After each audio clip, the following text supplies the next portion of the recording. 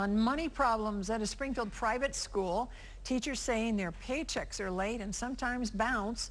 Here's Ashley Reynolds with an On Your Side investigation. Perspectives Preparatory Academy, or PPA, on Springfield's South Side is a small year-round school. It has about 20 students and 10 teachers. It has students with special needs and those who are academically gifted.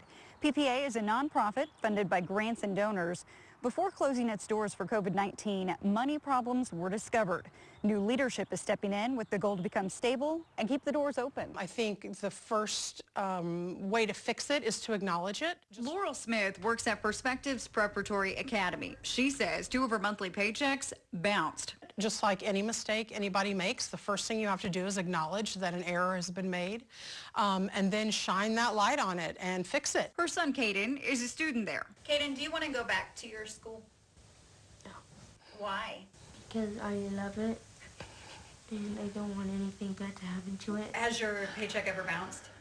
Yes. Catherine Krepeneffage is a teacher and says she didn't get paid last month. So, you know, when things financially started going downhill, I think my mindset went to, you're hurting the kids, you're not just hurting me. It's the kids that you're hurting, not me.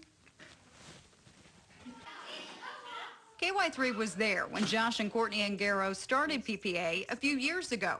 Until recently, Courtney was both executive director and board president. The board of directors are basically the supervisor, overseeing body of the organization and the executive director.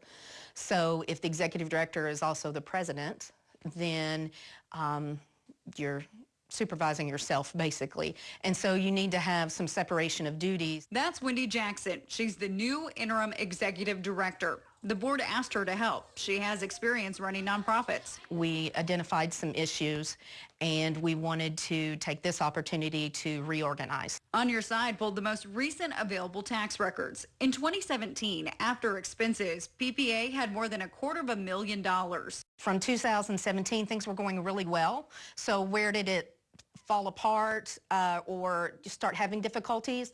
And then how we can correct that, because we don't want that to reoccur. Yeah, I'm trying to track down Courtney and Josh. Oh, they are not here. Okay, could I give you this note for them? Okay, cool. I gave this person my contact information. After declining an interview this morning, Courtney decided she would talk. We won't hide behind the fact that mistakes were made. We should have asked for help sooner, should have made changes sooner. My husband and I started this with a passion for students with differing abilities. We spent 3 years trying to figure it out.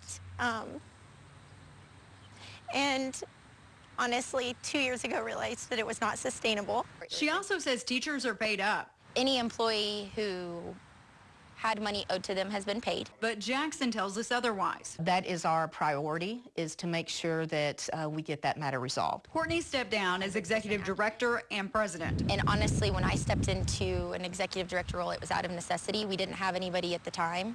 And I don't have experience in nonprofit, and very quickly realized this is so much bigger than the 10 kids we thought it was going to be. Oftentimes when you have a nonprofit started, you have somebody who's very passionate about something and they get it going, and then at what point do they step back? What is their involvement level?